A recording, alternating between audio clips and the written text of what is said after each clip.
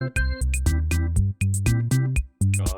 Oh god, he probably has got a back credit card. He can pay for everything. He's still living off his Batman versus Robin money. I mean, just from ironic DVD sales and streaming services. Exactly. Right? But there's something we can do today, Lucas, because prior to starting the podcast, I was just going onto my YouTube channel to just check stuff. My personal YouTube channel where I just upload like gaming footage and shit like that. And I was just complaining, as I think many people have done. I don't think this is a very new complaint. This is not a new YouTube complaint. YouTube Studio sucks ass. But more specifically as well, the fact that it brings you to the new beta YouTube Studio. Every single time, no matter how many times you tell them, I hate this, please put me back to the other one. The one that just has clearly defined features. And as well, doesn't have, when you first sign in, just a picture of a smiling dickhead saying, here's how to earn more money from your channel, when the thing just below it is saying copyright strike notice for that burnout video you did from 16 different things. But today, though, I have a survey. We've done this a few times before, but I've been offered to take a survey about how to improve the tools and features that I use as a creator. It says here, to let my voice be heard, ! So would you like to take this survey with me today, Lucas? I think we should do it. Let's take this survey today. Thank you for participating in this 15-minute survey and providing feedback on your experience as a creator on YouTube. Oh, I love this. These are so fun. And it's hosted by some company Google's paying probably less than they should, because they've got to filter through all this shit. I've got to click the I agree box and then click next. Next. Right, so what country do we live in, Lucas? We are in the United Kingdom, Karl. Damn right. Let's go. UK. Are you aged 18 or older? I think I am. I'm not sure, Karl. Mentally, no. Physically, yes. We value your opinion. Please take this 10 to 15 minute survey and tell us what you think. Well, I've already clicked on OK twice, but whatever. What other platforms, if any, do you create content for? Videos, live sessions, etc., related to your YouTube channel? So I have Twitch, Snapchat, Instagram, Twitter, TikTok, and Facebook. And TikTok is just Vine, but it's for like TikTok is just music now. Vine. Yeah, we're too old for that now, Lucas. Yeah, we're old men. I'm not even going to try and stray into TikTok. Yeah, so I'm going to select Twitch, not Facebook. Twitter, I guess, because sometimes I make short, stupid videos, and I guess my Twitter is folded into my brand. Mm-hmm. Instagram, I don't make videos for it, but. So that's what it's asking me, so I'll be honest, I don't make videos for Instagram because it's a ball ache. Yeah. Snapchat, I have Snapchat, but that's because it's a friend of mine. It's the only thing they use, and they send me pictures of their cat. So, let's go. Other, please specify. Now, there's a selection here right at the bottom that says I only use YouTube, but it's written in a much smaller font. I appreciate that they know no one uses YouTube exclusively. Just YouTube, yeah. Right, as a video creator, how satisfied are you with Twitter, Twitch, and YouTube? So, immediately go to YouTube, very dissatisfied. The standard response. Twitter, I guess I'd say Twitter because it's really good in the sense that I have so many thousands of followers on there. Every person who's clicked follow will see what I post if they scroll down enough or happen to be online that day. That is true, but Twitter also gets joggled up in like, oh, somebody liked this, and or the algorithm. Here's what you missed. Here's what you might like. Or they put top tweets instead of latest tweets, and they change it over every now and again, and you forget. So I'm going to put neither dissatisfied or satisfied with Twitter because they keep fucking it up. Twitch, I think I'm fine. Somewhat satisfied with Twitch. What about Mixer, Karl? That wasn't listed. Of course it wasn't. Apparently YouTube doesn't see it as a competitor. It's just Twitch that was listed there. So I'm going to put somewhat satisfied. I don't use it much, but it seems to do its job. I'm really surprised that the moment Ninja went over to Mixer, everybody didn't put it in with Twitch. Okay, so you've got another question here, Lucas. We've gone to the next one. In general, how strongly do you agree or disagree with the following statements? And this is about Twitch. Twitch allows me to express my creativity. I'm going to put neither agree nor disagree, though, because don't they keep shutting down female streamers for having their tits out and stuff? Well, that is true. They do also have nudity rules, yeah. Yeah, so I'm just going to put I somewhat agree, but because they do have the story time section, and just the just talking one. So we could really, we've done it before. We've just ran the podcast on Twitch. Yeah. And I would say that is as far removed from what the original intention was. So it's somewhat flexible in its creativity. It's just that some things aren't allowed. Twitch provides me with the biggest potential audience. Well, I can't agree with that because my audience is based on YouTube. Mm-hmm. But although there's a potential there for it to be bigger than what it is on YouTube. So I'm just going to put neither agree nor disagree for that. Twitch makes it fun to be a creator. Now, this is what I do agree with because you can drink on Twitch. You can, drink on Twitch. You can, use drink on copyrighted YouTube, stuff on there. Yeah. It's a lot more lax with the rules. Yeah, I like the fact that when I do... after a stream or something, I can just put music on in the background and just do a Q&A for an hour with a beer.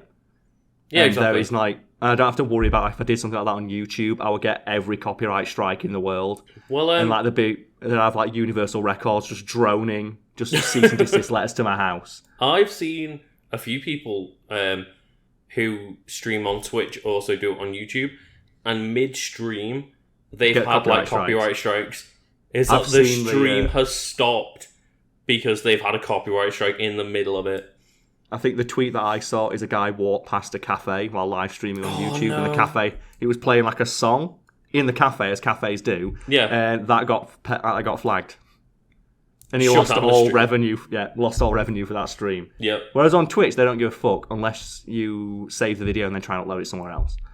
Yeah, exactly. So if you're just streaming it, it's fine, but in a video format, that's when it becomes a bit more complicated.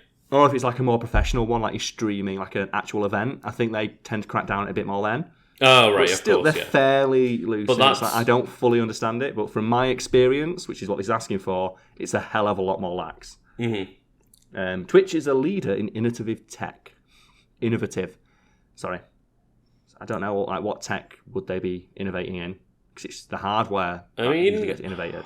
I don't really know. I don't use Twitch or anything that much, but as far as I'm aware, Twitch hasn't really changed much. So I can't really say it's that innovates. It's the service. Yeah, which I guess if they're saying the word technology, I could agree that would be part of the services and whatever. So somewhat agree nor disagree. We'll just neither agree nor disagree because I can't think of any piece of technological advancement that has been directly attributed to Twitch. No. Usually it's just an Elgato, I think, is famous because of Twitch, but that's a separate thing. It's a whole thing. We can move on because we've got many questions to go through. Twitch inspires me to keep improving. I both somewhat agree because you get Twitch is very, very brutal in regards to, I've taken a week off, I've lost half my subs. On YouTube, your subs will still be there, you'll just get a drop in viewership. But on Twitch, people will just unsub and you lose money straight away. Oh yeah, it's crazy. So it's not a good thing, but it definitely inspires you to keep improving because you've got no choice. If you're gonna force it down that route, then I guess so. I guess it does. Isn't it Ninja said he took a weekend off to spend time with his wife or something, and he lost 40,000 subscribers in a day? He went away to do a paid for tournament or whatever. He went away to do an event that he was also part of on the event stream and everything. Came back and he lost 40,000 subscribers or something. It's not much of a big because deal he was busy making content on Twitch at an event. What? Obviously, that doesn't really affect his bottom line all that much. But if someone that big still suffers from this problem, it's prevalent all the way from the top to the bottom. Exactly. Yeah. Twitch makes me feel part of the creative community. I guess it doesn't make me fix. I don't use it that much, but I've seen you can get hoodies and stuff. When I was in Los Angeles, I met a girl, and she does it. She went to TwitchCon, and they gave her a hoodie. And there's apparently a whole subculture around people who stream. There is. They talk about streaming. But I would say that your answer still would be no, because you've just said clearly that it doesn't make you feel part of it. No, but they do make it. I just wanted to mention they do make a concerted effort to get people to join in. Twitch offers transparent communication, from what I can see. They're really bad when it comes to this big streamer said the N-word. Are you going to enforce your terms and conditions? Nah. So I'm going to I disagree with that, because that has happened so many times over the last couple of weeks. So when Dr. Disrespect, got permabanned, and then a week later he was back on Twitch. And it's God damn it. All those other people who've said awful, horrendously corrosive, bigoted things. And then all people have asked is, can you just enforce your terms of service as they're written? Mm-hmm. It's very easy, and they've said no. And it's really easy for them to do it to people that don't have millions of subscribers. Mm. But, the massive people on there, it's oh, no, unfortunately, they haven't breached any rules. Oh no! Yeah, and that makes me not feel part of a community. 'Cause it makes me feel like there is some rules for others, and so it's different rules for some, and that's never a good thing to do when you try to like emphasize it and champion it as a platform for all. And as well, I will point out just briefly, I think they also kind of champion like people to do it because they like the positive reinforcement of doing a stream when people come back. It's like their comeback stream. Have you seen the amount of like views and subscribers they get from them? It's really weird, isn't it? So they're almost encouraged to be absolute arseats to get themselves banned for a week. Yeah, get a week off. Because as you found out, getting a week off will be a horrendous... We're being cynical, putting our cynic hats on it, and these like... The cynic hats have also written on tinfoil, like on top of a bit of that, because this is kind of a strange conspiracy theory territory. But I would say, just judging from like looking at the facts and the way it seems to work, that it would be in a large creator's best interest to do something controversial. Exactly. Like say, like for example, the N-word on stream. Get all those column inches, obviously, from all the sites that would cover that sort of thing. Take a week off, take that ban, or even like self-exile. Oh yeah, of come course, back 2 weeks later, and then the usual suspects, the kind of people who get angry when this sort of thing happens, like the people screaming about free speech and censorship, they'll rally around you and give you lots of money. So you get a week off and a huge boost to your subscribers and profile. Exactly, yeah. That's us being just cynical and conspiratorial. I would say it is, but it's also proven to work every fucking time. So if there's not at least one person out there who's done it purposely, I'll be very surprised. Yeah. Right. So that leads into the next one. Twitch is the best place for creators. I don't know what the best platform is for creators. They all come with their ups and downs. So I'm just going to put straight down the middle, neither agree nor disagree. Yeah, it depends on what you're going for and what your audience wants. I've heard complaints about every single platform. Right. Twitch understands me as a creator. He understands me because he knows I like drinking and listening to music, so I'm going to put somewhat agree. Twitch is the primary place for me to nurture my fan base and community. Because this is different from nurturing like growth and just like subscribe. This is a fan base and a community, which I have been very vocal in the past that I don't really care about, and I don't have that much of a draw. There's not enough draw for me to do that. I'd say Twitch is the best place to do it because it is direct interaction with me instantaneously live.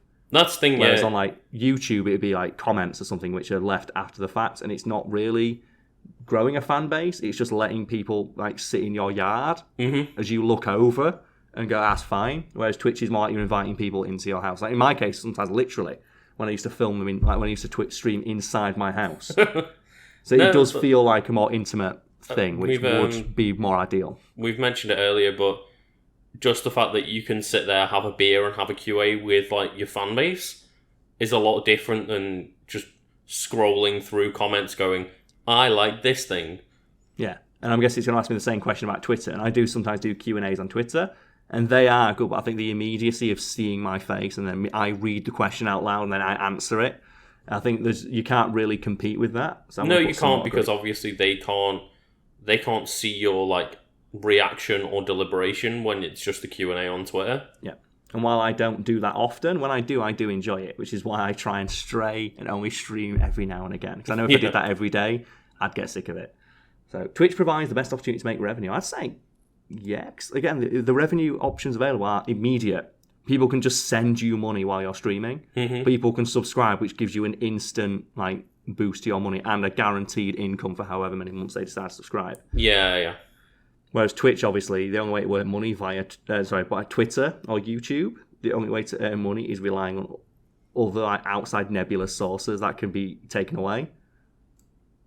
Whereas on Twitch, it is like direct interaction with fans who are pledging money right there and then that you get immediately, and it's not tied to any sort of... it's just people betting on you, essentially, and just saying that they enjoy your content. It's not... Yeah.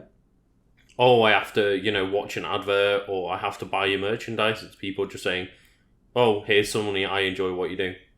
Yeah, because we've talked before about the fact that I can spend in total combined with like my editors create like 20, 30 hours creating a video.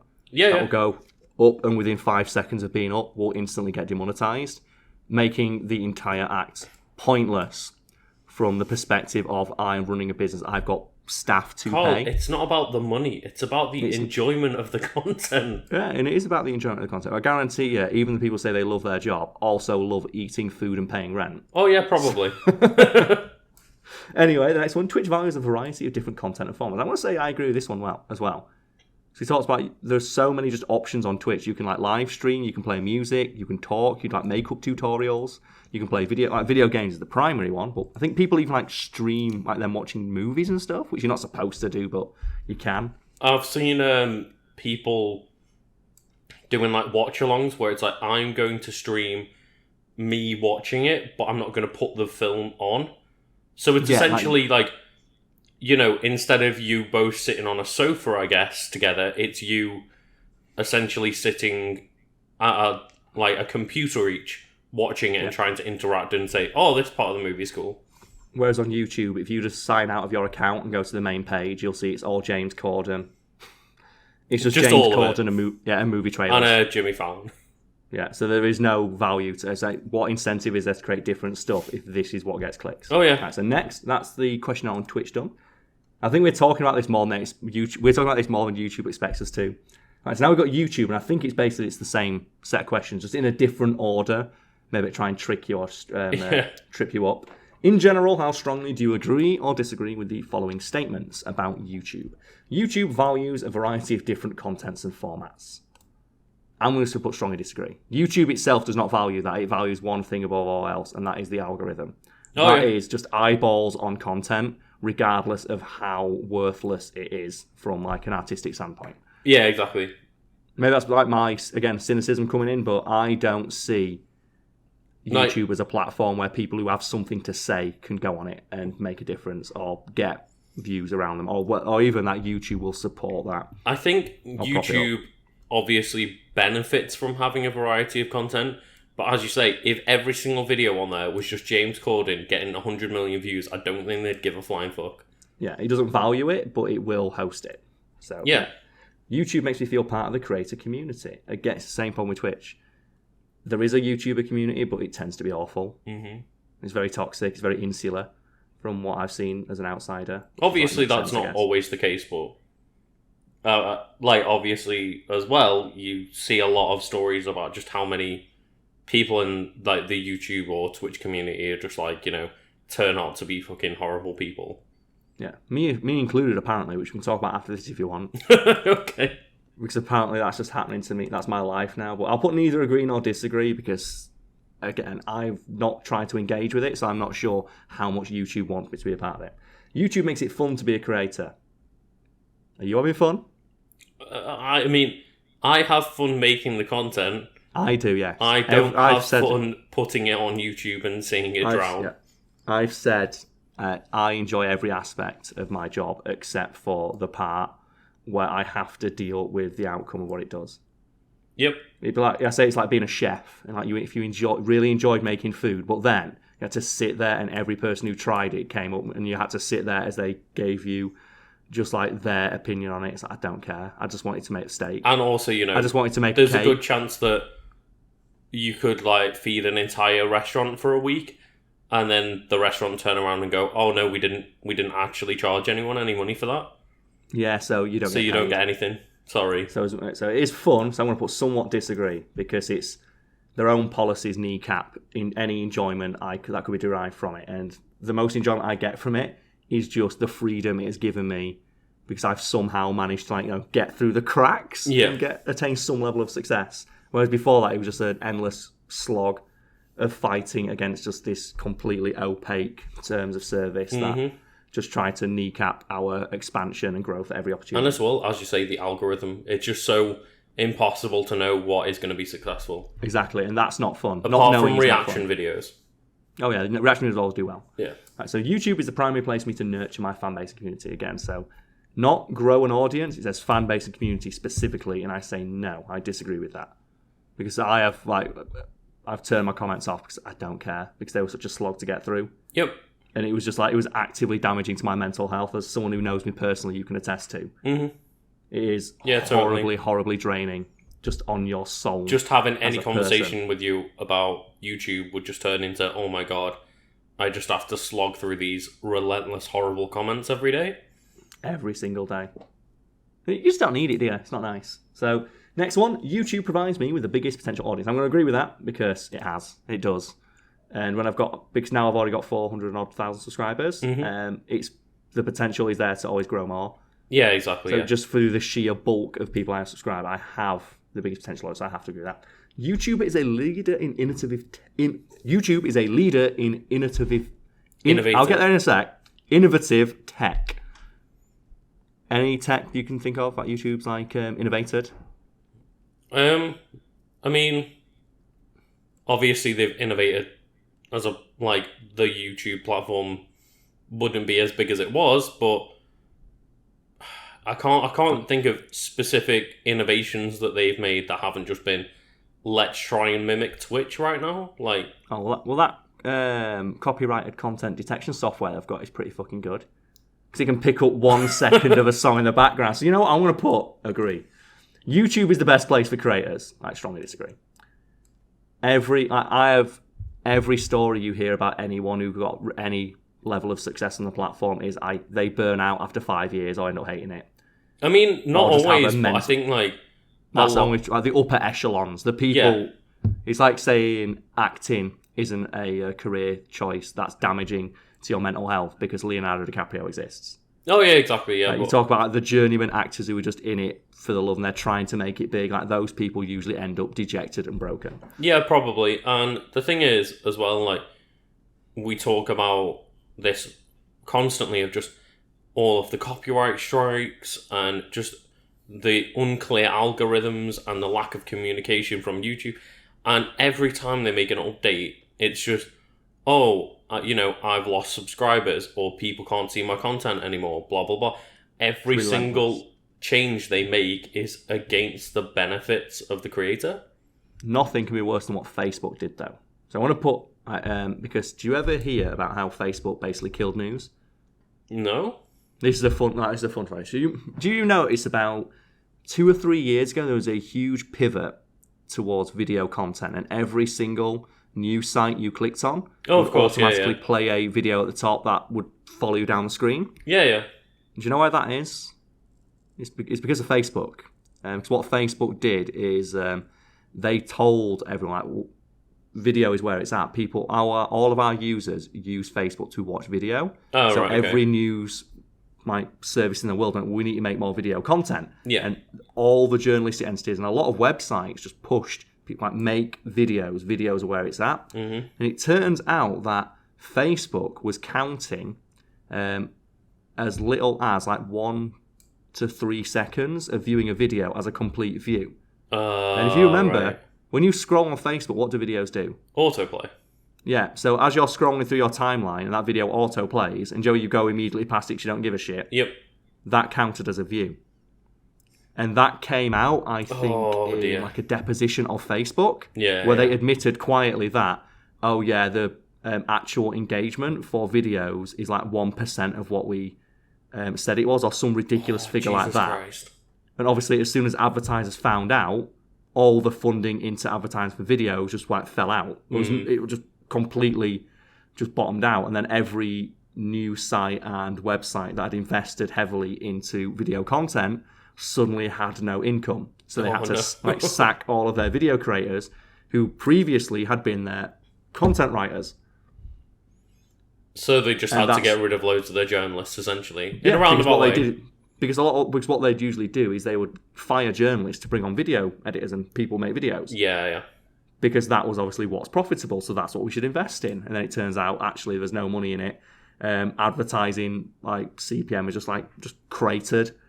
So they fired all their video staff, and then you've got news websites, you got news channels and websites and stuff that are just left with a skeleton crew, and they die. Oh, fab. And yeah, that's how Facebook basically killed news, and that's why, for that horrible 2-year period, every single news website had to auto-playing video on it, because they thought that's what people wanted. Yeah.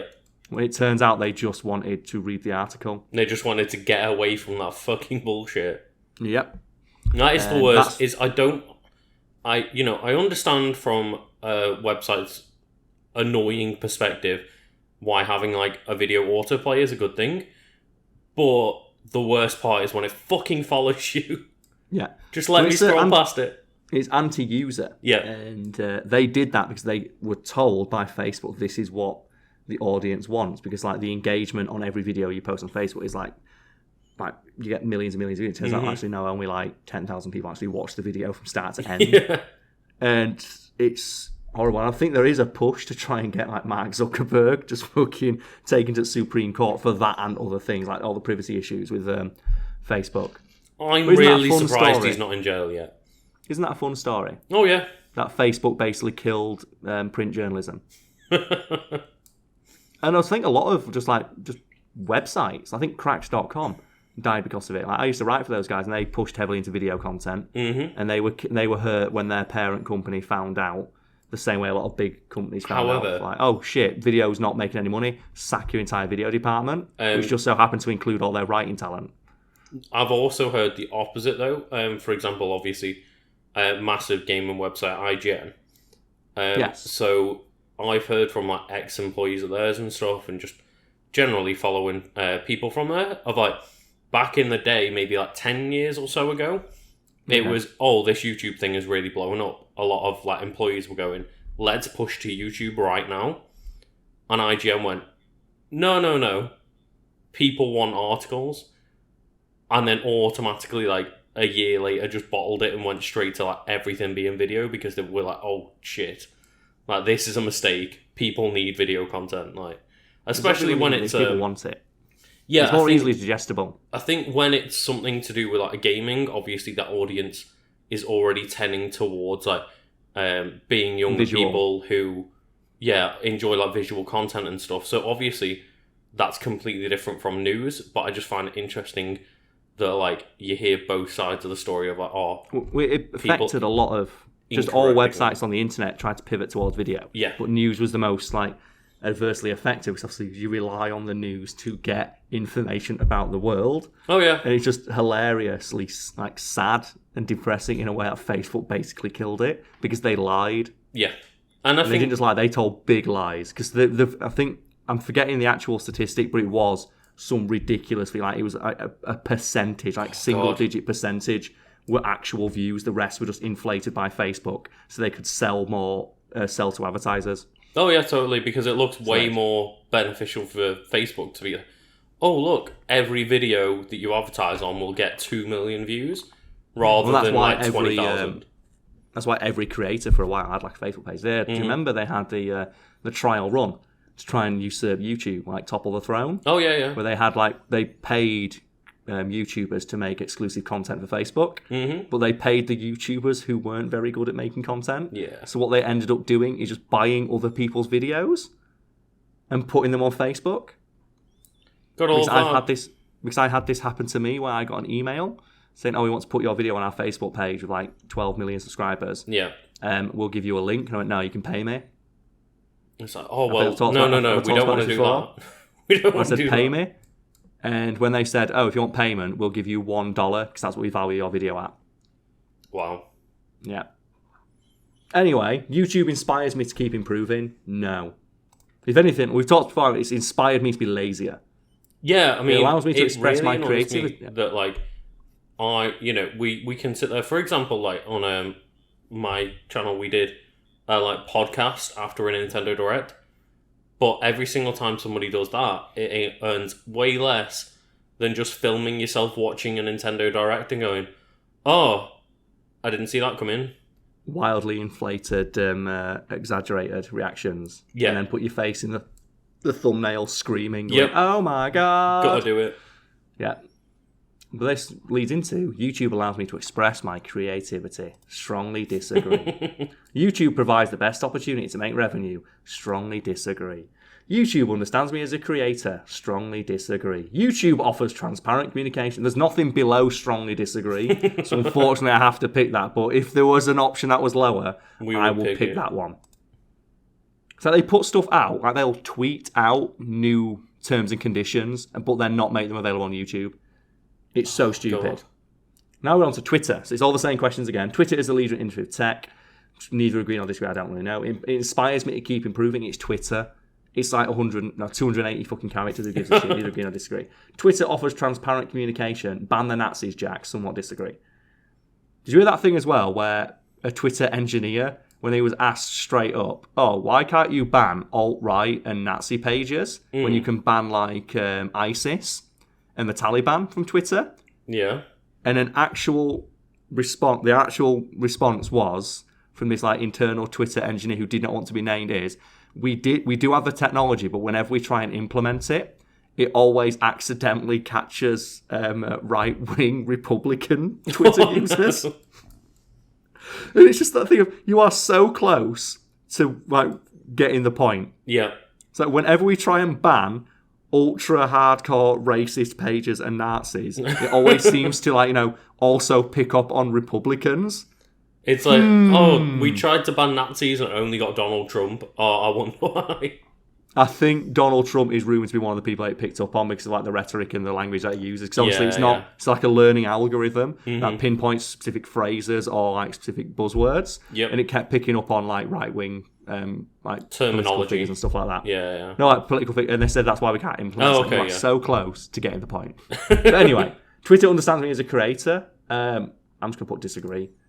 Because they refused to put an edit button in despite it being the singular most requested feature ever. It's autocorrect change, like I'm to I've. Okay, now I've got to delete the tweet or just accept it or put a thread below just saying I'm. And I get it, because no one wants to like a status or retweet a status that just says, like, I love puppies.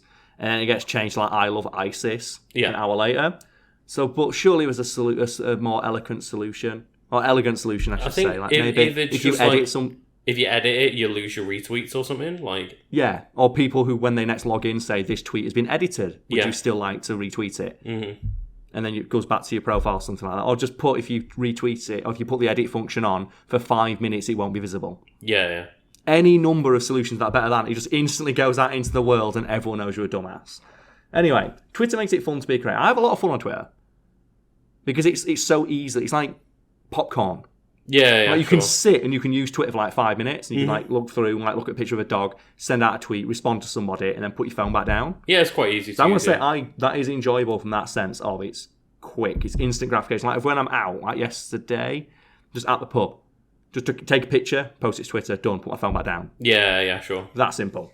Twitter makes me feel part of a creative community. I don't think there is a creative community on Twitter, but it's mostly based around like specific things like art and things like that. So I'm gonna put agree or disagree.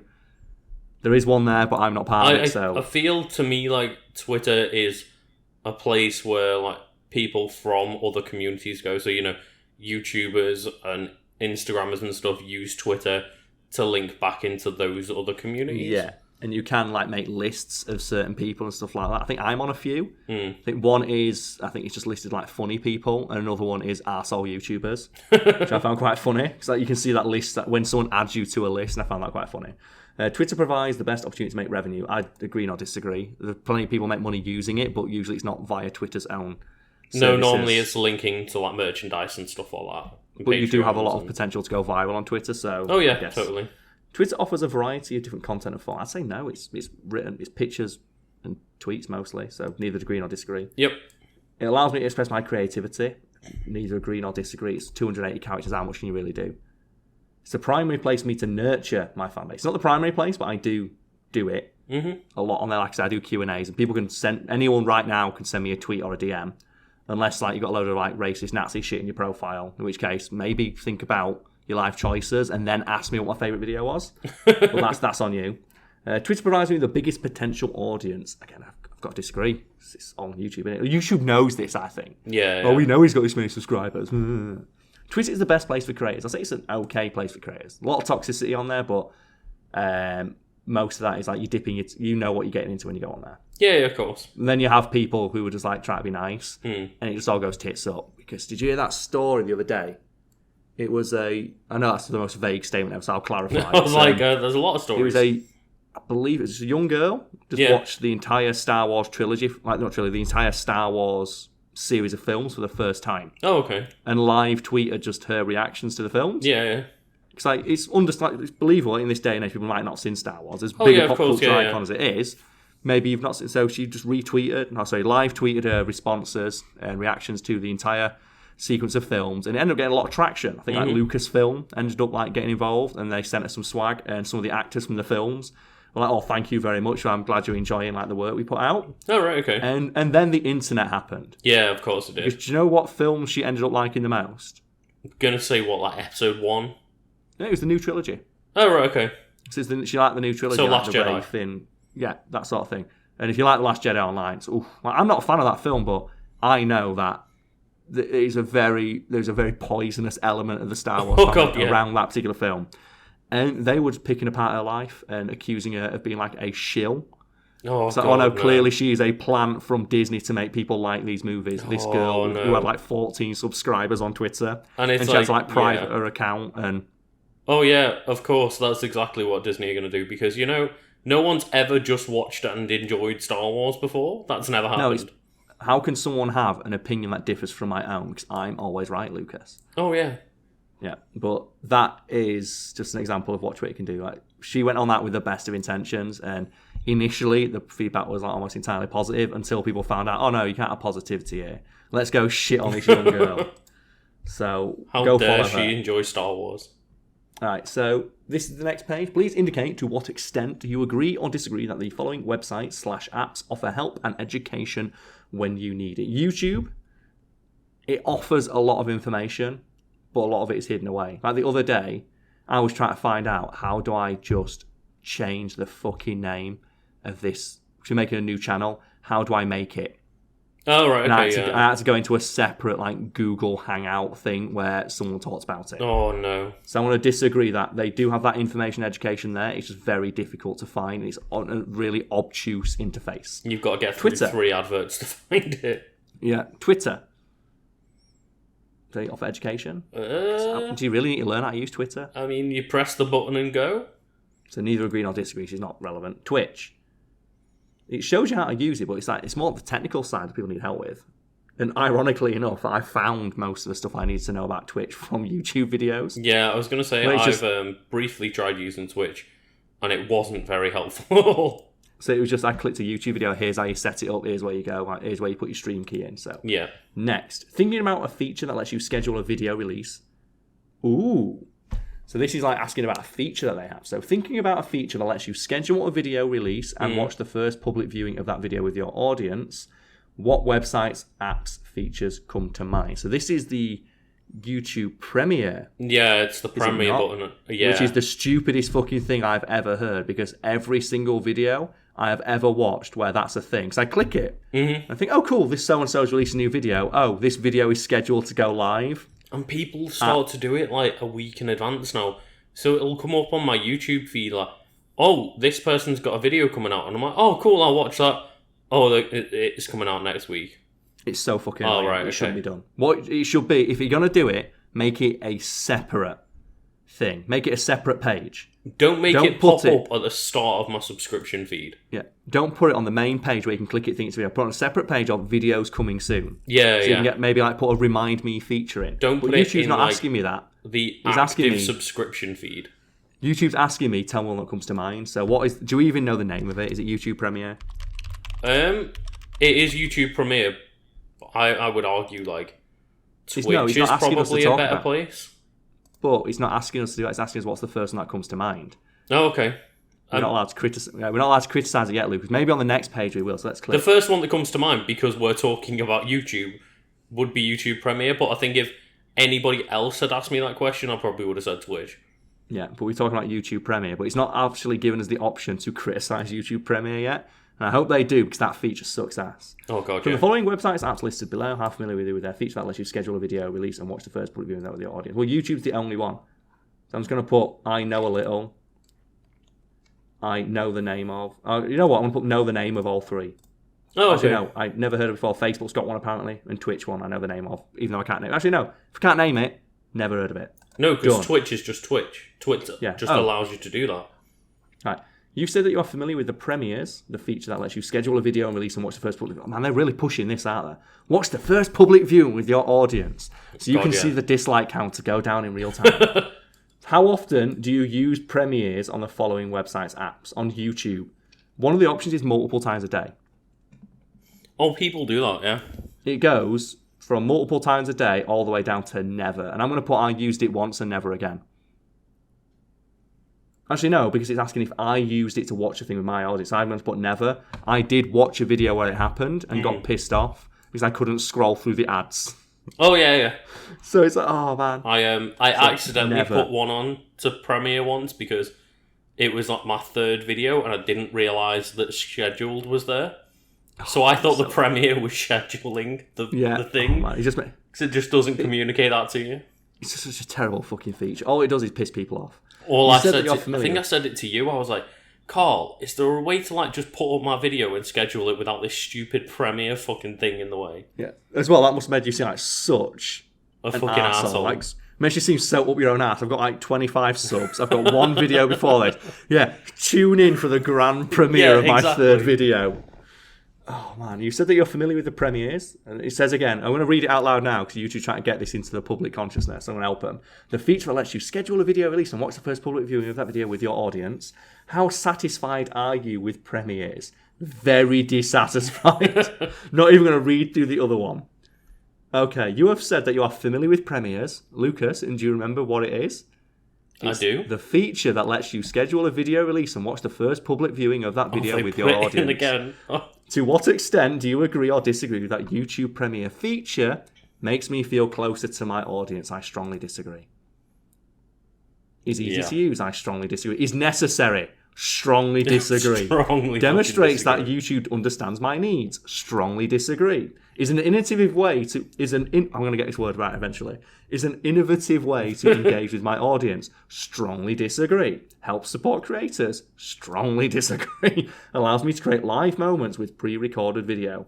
Well, technically it does allow me to do that, but I disagree that it's necessary. Will lead to more ways to monetize. I have no doubt in my mind about this one. Will lead to more ways to monetize my content. Oh yeah, definitely does. There is no doubt in my fucking mind there are creators out there have already figured out a way to get more money out of this. Oh, totally. So I will agree nor disagree, but I know someone out there is already making a bank off it. Will increase anticipation of my content. No, because every time I've ever seen one of these videos, every single comment is never use this feature again, it's annoying as fuck. And the dislike bar is like into the 20% easily. Helps my channel grow. No, because you have to be big enough and established enough to get away with it. Mm-hmm. Will help promote my content overall. No. Is valuable to my audience. No. Strongly is an important way to announce new content. Strongly disagree. You are not Netflix, YouTube. Don't try and be it. All right. So, next question. You said that you are familiar with premieres. And Lucas, do you know what premieres are? It's the feature that lets you schedule a video release and watch the first public viewing of that video with your audience. It says it every time. Which statement best reflects your overall opinion and perceptions towards each app for using premieres? It goes from speak highly without being asked, speak highly if someone asks me, neutral opinion, critical if someone asks me, critical without being asked, critical without being asked, critical without being asked. Yep, how well do you know the following pages for exploring viral content? Viral video content as it takes off. Twitter top trends. I know a fair amount because I always go on the top trends to check news. I like the news tab because it lets me know how much the country's crumbling to dust today. The YouTube trending tab. I know the name of. I clicked it once. I fucking hated it. I despise YouTube trending. It is the worst of what YouTube is. Mm-hmm. It is the epitome of what that platform just represents. It's the degradation of fucking artistic creation. I fucking hate YouTube trending. Instagram Explore tab. I know the name of it. I scroll across it every now and again, and it's just some woman on a beach with her tits out, so it's all right. Next. How often do you visit the website app features listed below for exploring viral video content as it takes off? YouTube trending tab. Used once and never again is an option, Lucas. So do we even need to go through the other ones? Nope. Used once and never again. Twitter top 10s. I use it a few times a week. Yeah, I usually check it in the morning, see what the news is. It's a good way of doing that. It's like curated as well to what you like and follow. Yeah. And I only follow BBC News, so it just gives me a rundown of what the BBC News was that day. Instagram Explore tab. Used once and never again. How satisfied are you with the following websites, apps for exploring viral content as it takes off? Twitter top trends. Somewhat satisfied. Instagram Explore tab. Very dissatisfied. Actually, you know what? Neither dissatisfied or satisfied because it's not for me. Clearly, there's a market for it and the people who use it enjoy it, but Yeah, the I'm just YouTube not trending on tab, Instagram. I have never heard of anyone saying, "Oh man, I've seen this sick video on YouTube." That was a thing like 10 years ago. I mean, when yeah, YouTube I was was going to like say not I've as well heard known. it before, but I've never had anyone come to me and go, "Oh, I was scrolling across YouTube trending today and found That has this never cool thing." happened. No, what it is I saw 14 different fucking thumbnails for people opening FIFA packs. Fuck you. Next. Please indicate how much you agree that the Instagram Explore tab enables me to find like-minded creators. I disagree because I don't care. It would be a great place for my content to be featured. Yeah, it would, because I took a picture of a sign the other day that said, "All right, sausage." Oh, I agree. Yeah. It's a great way to keep up on hot trends, not on Instagram. No. None of the trends there are things that I care about. No. Because it's like I more care about trends, I more care about the news. So what is happening in the world right now. I don't care if it's currently a hot trend to take a picture of your cat. Could bring new viewers to my channel. I somewhat agree. But most of the people who follow my Instagram follow it because of my YouTube, so whatever. Yeah. Please indicate how much you agree that the YouTube trending tab, oh here we go, would be a great place for my content to be featured. And I say my content has been on YouTube trending before. Yeah. I know this because that whenever it happens, I will get a tweet from someone saying you're on trending. And I'll know as well when I go check the analytics for the video and the dislike bar is just ever so slightly bigger. Because it's people who don't get it. And I hate using the term don't get it. But it's people watching it thinking it's going to be like Simon Whistler talking to a camera and don't get why I talk to the person off camera. Yeah, Which is why I've always said that's why I don't really give a shit about like, advertising. I'd rather have slow organic growth from people who care and like it than that rapid influx from trending. Unfortunately, as good as it is for like income, it's really awful, as you say, for building a community because you or even just building an audience that's going to follow you. Because it's great to get 50,000 new subscribers from one trending video, but then that's like 100,000 people watching it with no fucking clue of what your video is. Not to mention though, 50,000 subscribers is not worth it if you don't get 50,000 if they don't come watch it back. Oh yeah, exactly, because a lot of people will just click the subscribe button and never look at your content ever again. Yeah, and I've had conversations with other people on YouTube who said like the one thing they get annoyed about my channel is like how just consistent the like and dislike ratio is. It's like 99% pretty much constantly. Oh, okay. And the fact that we get without a doubt like a quarter of our audience, if not half, like in terms of subscribers, engaging with every video we make. Yeah, sure. And this is something that I've had like people like, "Oh, my channel's dying," because we had that huge. Remember the huge influx we got? Yeah. About 6-7 months ago, where we were getting like 500,000 subs or 500,000 views per video. Yeah. And it's tailed off now. It's about 100 to 200,000. That's because we got 3 videos on trending in a row. It's a huge spike, and then you get a trickle down to every other video you've released. Mm-hmm. And obviously that spike continued over the course of several weeks, and it came down, it plateaued to what it is now. Yeah, and we get roughly 200,000 for 400,000 subs, which is extremely healthy. Because if you go look at anybody else on the platform, like they will be struggling to get like 10 to 20%. I was going to say, yeah, a lot of people I watch maybe get 10% views to subscribers. So we've been told by people in the know that your success is really like impressive in terms of the the follow through you've gotten. Yeah, from your growth, the consistency of it as well. The growth really slowed down now, but I don't mind that because if it the worst thing would be if it just kept going down. Yeah, and it hasn't. It stayed pretty much even for the past like 2 months or so, and it's starting to creep back up again, as is wont to happen every now and again. You can't plan on stuff like that, but getting like upwards of almost 50% of your subscriber base watching every video is really fucking difficult to pull off. That is really, really difficult, yeah. According to people who make videos, but according to people on Twitter, it means my channel's dying, so I don't know what to believe. Anyway, YouTube trending tab is a great way to keep up on hot trends, yes, and ignore them. So somewhat agree. It enables me to find like-minded creators. Strongly disagree. Oh God, everyone on the trending tab is an arsehole. And I say that knowing I've been on it. Could bring new viewers to my channel. I agree with that. Yeah, it certainly could. Because it has to. Please indicate how much you agree that Twitter top 10s enable me to find like-minded creators. I disagree. I use it for the news. It would be a great place for my content to be featured. I guess, if a tweet went viral and they put it on there. Yeah, It's a great way to keep up on hot trends. Yeah, I agree with that. It's good. could bring new viewers to my channel. Neither agree nor disagree. It's the other way around. So my channel funnels people towards my Twitter. Yeah. Not the other way around. Okay, please indicate how much you agree or disagree that YouTube's trending tab helps me gain new subscribers. I have to agree with that because that's the reason we've got as many subscribers as we do. Yeah, sure. It's valuable in supporting my channel. Now, that I disagree with because you can't plan on being on trending. No. And you get no warning that you're going to be on there. And it appears to be, from like my observations, curated to an extent. To an extent, yeah.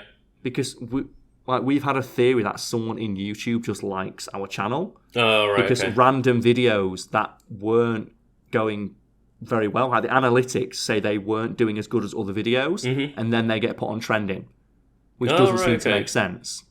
So it could just be like it is hand curated, and somebody on that team goes, to a degree, yeah, but I like that content, and maybe puts it as a suggestion. And we don't really know if that's the case. Obviously, YouTube's very opaque about this, but we've noticed that some of the videos that have been on there weren't doing well prior to getting that push from YouTube. So I'm going to say I disagree that it's valuable in supporting my channel because there is no way to plan on it. Yeah. And I don't agree that something can be valuable to, in terms of support if you can't rely on it. No. You want something that has consistency, which YouTube does not offer. For example, can you imagine turning around to me, with a small YouTube channel and going, what would be great if you get yourself on the trending page? My first question will be, well, how'd you do that? Well, oddly enough, the next question is, has a clear process in place for which videos are featured? No. Bear in mind, I've been on the trending tab and I don't know why. I don't know what, because YouTube doesn't tell you. You don't get an email saying you are now trending. You don't get anything. It's a great opportunity for creators like me to be discovered. I have to agree because it's where I was, but I dislike that, I have to say that. It's fair in selecting featured videos. Again, I'm going to disagree even though I've been on it because, like we said, it's massively skewed towards here's just a movie trailer or here's someone who already has like 1 million views. I was going to say, it really seems to normally favour people with a large amount of views already. Which is why my success on it is being seen as like it's so silly. Yeah. People are like, we don't know why your channel ended up on there. And I don't understand how, despite the fact you have actively rallied and railed against every single thing YouTube tells you to do to achieve success, and somehow still got subscribers. Like, I actively tell like putting all the swear words and stuff in videos, and then refusing to change the content when YouTube for length and stuff like that. Oh yeah. I just tell my editors make it as long as it needs to be. If it needs to be 25 minutes long, it's 25 minutes long. If it needs to be 5 minutes long, it's 5 minutes long. But maybe that's why. Maybe people, deep down, they like it when someone don't give a fuck. Maybe people appreciate you just having, a creative viewpoint. Yeah. Who'd have thunk it, eh? On this day and age. Right. Why is the trending tab not valuable in supporting your channel? I'm just going to put in actually not in all caps. I won't take it seriously. You never fucking tell me when I'm going to be on it. When I'm going to be featured on it. Or even how to be. Yeah, or featured on it, or even how my content was chosen to be featured in the first place. What the fuck, question mark. Because I think that about sums up. Yeah. Yeah, I think it does, yeah. What the fuck at the end. Next. What statement... Oh my god, it's going to go forever. What statement best reflects your overall... This was supposed to take 15 minutes. We're an hour into the podcast. 10 to 15. Which statement best reflects your overall opinion and perceptions towards each website app regarding their trending tab feature? They're asking me again. They're trying to change my opinion here, Lucas. They do this every time. They ask you the same question 3 times to try and get a different answer. Yeah, okay. So YouTube trending, again, critical without being asked. Everything else, neutral opinion. YouTube, you're not getting around this one.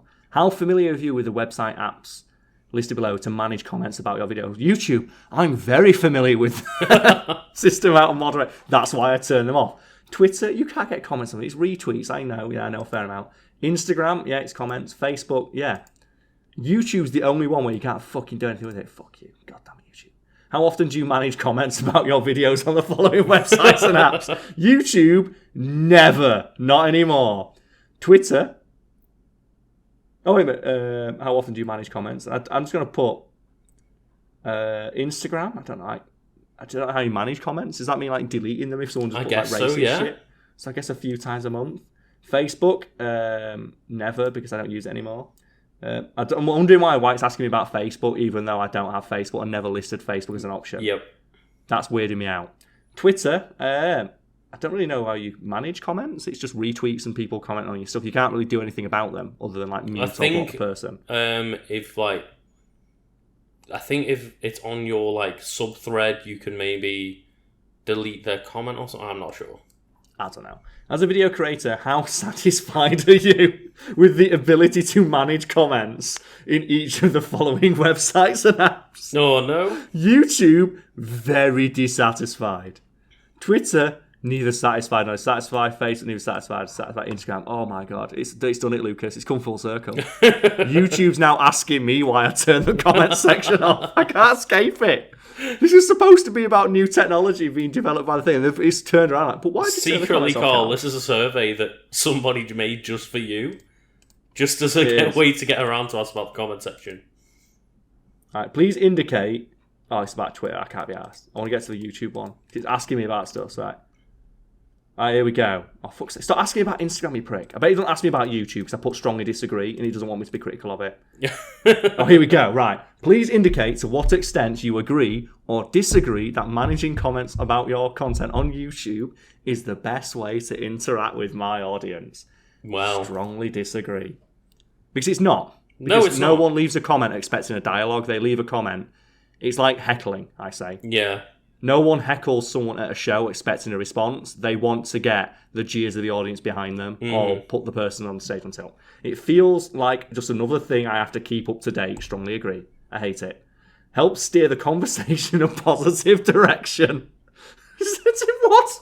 Your YouTube comments are like a shorthand for the worst place on the internet. They have to know this. I mean, there is 8chan, Karl. But they have to know. Like, yeah. It is well known that YouTube comments, like, it's the common joke of they are the cesspit of the internet. Oh god, yeah. Like, connects me with my followers and subscribers. Strongly disagree. Again, no one wants a dialogue on YouTube, and people leaving pithy comments don't care about getting a response. No, they just want to be seen to be right. It's an important feature. Strongly disagree. Helps me show my community that I care. Strongly disagree. I've argued this many times. And I would say the thing that shows I care about my audience, or the community, if you want to use that word, is the fact that I staunchly refuse to fill my videos with ads. Yeah, and actively work and actively make all my merch as cheap as possible so it can be bought as cheaply as possible and set the margin on it as low as possible so I basically earn £1 per t-shirt sold, as opposed to like the 60% margin it wanted me to put on to be in line with other creators. And also, the fact I don't have a Patreon or spend a minute at the end of every video doing like, comment, subscribe. Stuff like that. I mean, yeah. It's one of those of, I personally choose to use some of those stuff to help grow my channel. And obviously it is helpful. But yeah, doing things like, half of my video is just ads and sponsors and shit like this, and just... And the first 10 minutes me going, disagree with. Hey guys, I really hope you enjoy this video coming up, but first let's talk about my last video. And I noticed that we got 1,000 likes on that one. Let's try and get 1,500 likes on this one. What do you say? So hit that like button. I could do that, because that's a very well-established way of getting quick, easy success on YouTube. But I hate doing it. I hate it when I see it in a video. It's really funny, because I was watching a Jim Sterling on YouTube. I'm sure you've heard of him. And he jokingly, in like a comedic effect voice, went, I'm begging for likes and subscribes on this video. And then in the next video was like, wow, I actually got more likes for that fucking, like, stupid little comment. Yeah, it's like, a well-known... Oh, God. Even though he took the piss out of it, he still got more likes from it. It has been proven that it does work. It's the same as if you have a face in your thumbnail, it's more likely to be clicked on, which is why every YouTuber does the stupid dumb face in their videos. It's just been proven that you will get more engagement for those videos.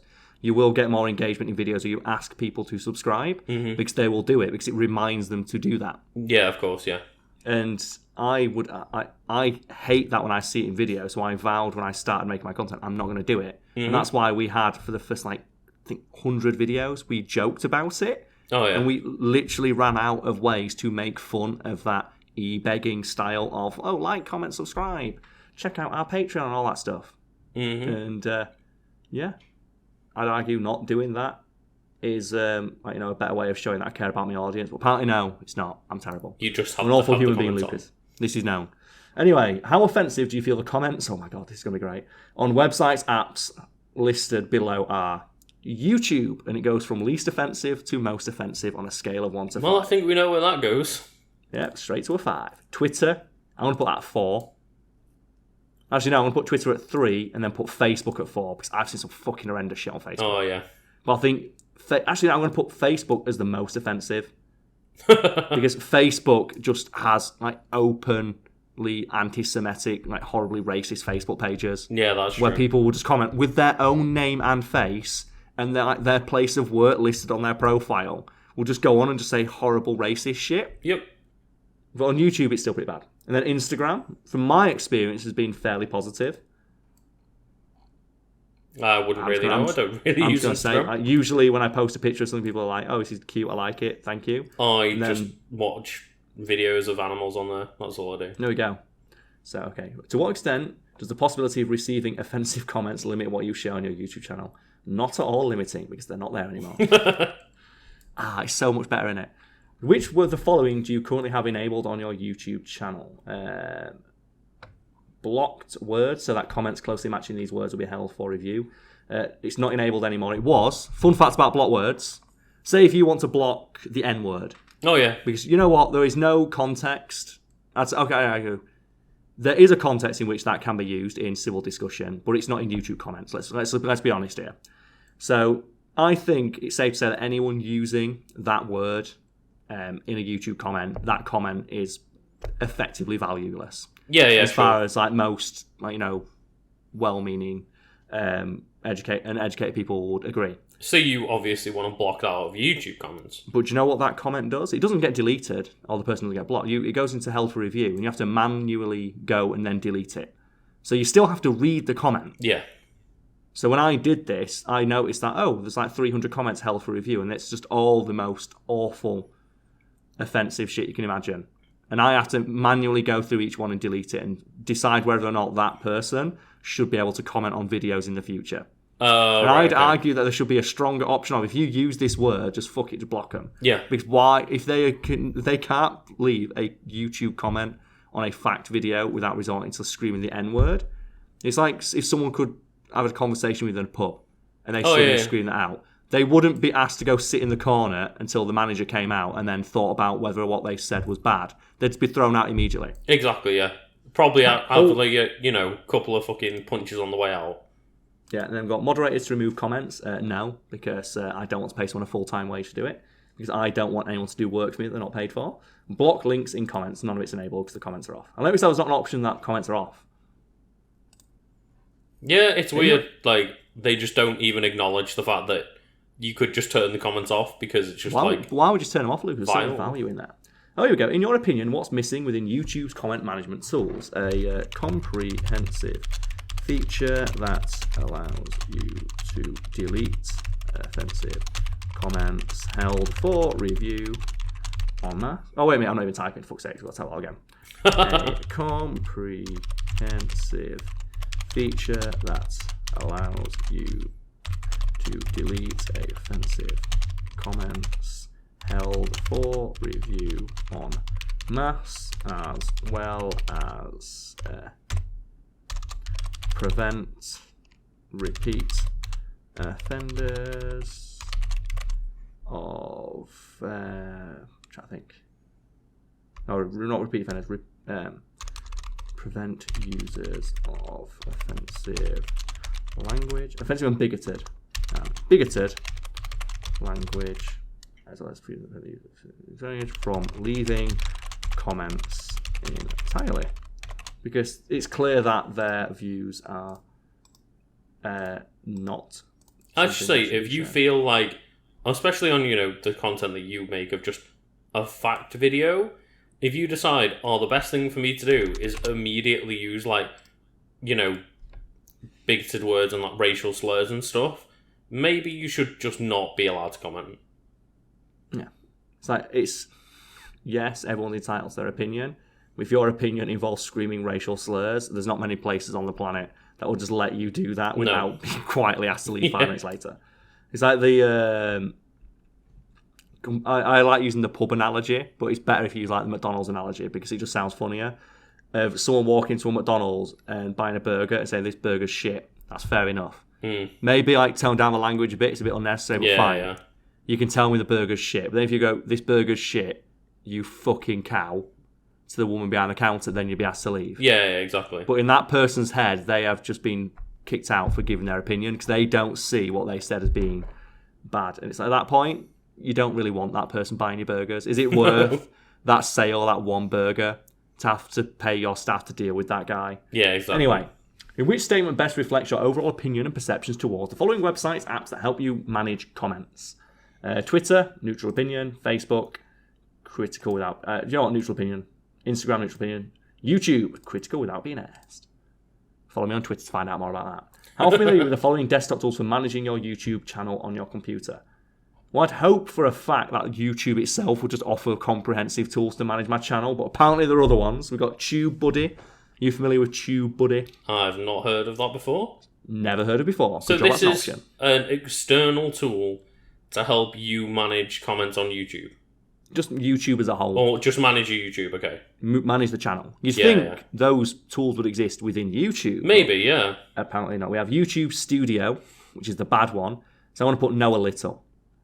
We have Hootsuite. Familiar with Hootsuite? No. Never heard of. And then we've got vidIQ. That ring a bell? I've only ever heard of YouTube Studio out of all of these. And then we've got Creator Studio Classic, which we're going to put no very well. Because that's the better one. Stop trying to change it. Please answer this question. Oh, Hootsuite, never heard of. How often do you use the following desktop tools for managing? Here we go. YouTube Studio, used once, never again. YouTube Studio Classic, used multiple times per day. There we go. For each product you use daily, which features do you specifically use for that brand? For YouTube Studio Classic, I use the dashboard, I use the video manager, I use the analytics and the not the metadata editor. That's like done by editors. How satisfied are you with the following desktop tools for managing your YouTube channel? YouTube Studio Creator Classic, very satisfied. YouTube Studio, very dissatisfied. What? They must know that people hate it. They must. They honestly. It's taken them this. They can't not be sitting here and going like, everyone is just shitting on YouTube Studio for no reason. Like, they've got to see it. It keeps going as well. Please indicate to what extent you agree or disagree that Creator Studio Classic's desktop tools on your YouTube channel on your computer provide me with valuable information. Yep, because it gives me all my analytics clearly visible as soon as I log in. Yep. It's the primary way I learn about YouTube news and information. No, because I turn that option off because it's annoying as fuck. Helps me engage with my audience. I'd say I neither agree nor disagree. Has all the features I need to manage my channel. Yes. Gives the information I need to grow my audience. Yep, analytic data is all you need. Consistently provides fresh updates, news, changes to YouTube that may provide or impact my channel. No. Because it just puts them up after they've already taken place. Yeah, exactly, yeah. And now we go to, please indicate to what extent you agree that YouTube Studio's desktop tool. So I'm guessing Lucas just strongly disagree. I would probably say strongly disagree on everything. Because I turn it off the moment it comes on. Is his YouTube Studio Beta Classic? That's all it is. About YouTube Studio and Creator Studio, what features would you say you prefer for each of the following? No preference. Analytics. Creator Studio. Wait a minute, which one's the good one? Creator Studio. They're trying to change it up now. They're trying to fool me because they haven't put Classic on there. Creator Studio is the Classic. They're trying to trick. See what I mean? They're trying to trick you into saying YouTube Studio is all right. It's like that one. Do you remember when they asked us? They never asked us what our race was. Oh, yeah. But then they said, how much do you feel your race impacts your ability to succeed on YouTube? Like, but everyone's going to be answering this. It's going to be a white guy with a beard. Yep. Of course they're going to say it hasn't. Fuck you, YouTube. Please indicate to what extent you agree or disagree that the following features in YouTube Studio is valuable. So Studio's the good one, yes? No, Studio's the new one. Is Studio the bad one? Yes. Okay. strongly disagree on everything then. There we go. Thanks, Lucas. You're a bro. Which statement best reflects your overall opinion and perceptions towards each desktop tool for managing your YouTube channel? YouTube Studio, critical without being asked. Creator Studio Classic, speak highly without being asked. It's simple, it's clean, it's elegant. Yep. It's like the difference between, like Joe Word, like Word 98. Yeah. Word 98, it's just crisp, it's clean. And it's why I like Google Docs, because Google Docs is just the same layout. Mm-hmm. And then you go on to like Windows 10, their version of Word, and it's just fucking boxes everywhere and just information overload. So I just want a simple, clean interface where I write. That's the thing is, like, something like that, it's, here's 80 different functions, I only need 2 of them. Thanks. Oh, we finished the survey, just asked for some basic biographic information like my gender. That was really good 10 to 15 minutes there, Karl. It was, yeah. How long have we been... Oh, God, hour and a half. Fucking hour. It's like, we've been doing this for like an hour. Because, Joe, I guarantee you YouTube does not expect people to think about it that much. No. And they want you to click through, and they want you to just put agree for everything. Yeah. They don't expect you to sit down for an hour and pick apart every question and talk about it. And critically think about it and talk about it, yeah. Yeah, which you'd think YouTube will be all about, considering they supposedly value a range of opinions and content. No, because if they get a survey, say 90% of people agree that we have a good platform, it's like then they can just ignore the 10%. So they just tell you it's going to take 10 minutes so people click quickly through it. But they must know that everybody dislikes this new feature, because and that's why they like to gather data to make people go, oh, well, okay, you guys might think it's a bad idea, but 90% of them don't. It's like, but you can tell it's so clearly slated. So it wants you to say, because how many times did it ask us basically the same questions worded differently? Yeah. In an attempt to get us to change our opinion, or confusingly worded statements to get us to contradict ourselves. Because then they can take the one time that you said that YouTube Studio was great and ignore the 4 times that you said it wasn't. Which is not ideal. But that took a lot longer than I thought it fucking would. 'Cause I wanted to talk about something that happened to me the other day. Oh, okay. It annoyed the shit out of me. 'Cause I'm going on holiday soon. Tomorrow, in fact. We're recording another podcast tomorrow, but we'll be going a week later. So I'm just going to pretend it was a week later. It's fine. And Lucas, I made a big mistake. Yeah. I did a big silly. Oh, no. And that was I forgot my pin.